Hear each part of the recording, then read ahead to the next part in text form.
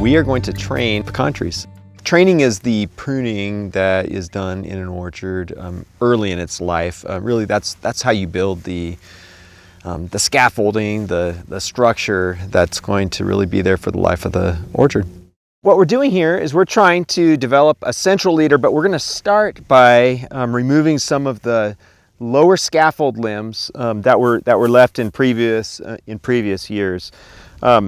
Normally, I like to leave some of those lower scaffolds on a young tree for just a year or two.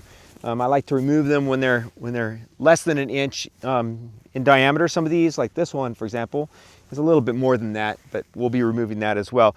We leave them there for a little while in order to really thicken up that trunk and to allow this tree to have that photosynthetic leaf area kind of low. Sometimes we might even get a few pecans on these lower branches early, so that would be another reason why we might keep them. In a commercial orchard, we have a few things to think about. We need to think about how these trees are going to be harvested in the future. So for example, where that trunk shaker is going to be gripping that trunk.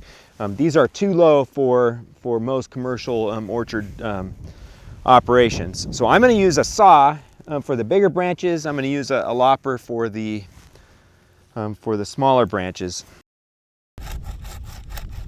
What I did here is I did an undercut first, and now I'm going to do a primary cut, a first cut here.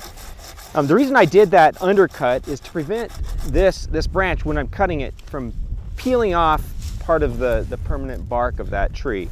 So it creates a larger injury when that happens than we would really want.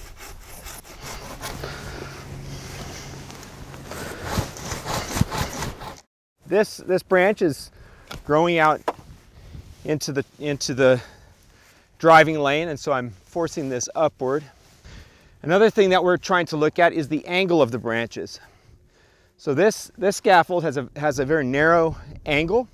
Ideally, we would try to target at around 45 degrees would be really kind of a perfect angle. At narrower angles, bark inclusions form right where the two branches come together. That's a weakened area where that limb someday might break off under the weight of the nut load. So I'm going to remove this one.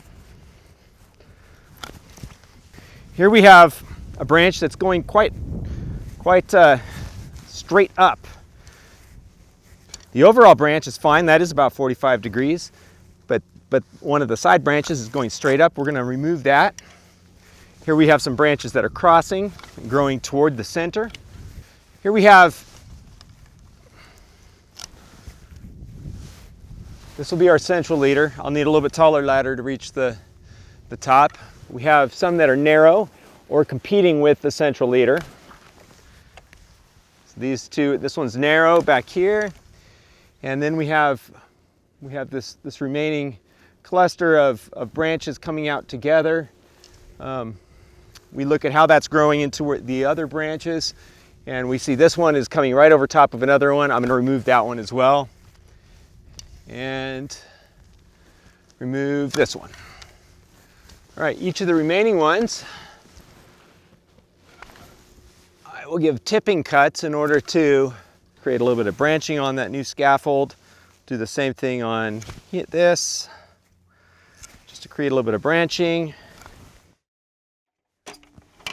A heading cut on what I've selected to be the central leader. So this is what grew last year from about here to here. Since I've selected this to be the central leader, I'm going to remove about 1/3 to 1/2. In this case, it's going to be a little bit more than 1/3, I think.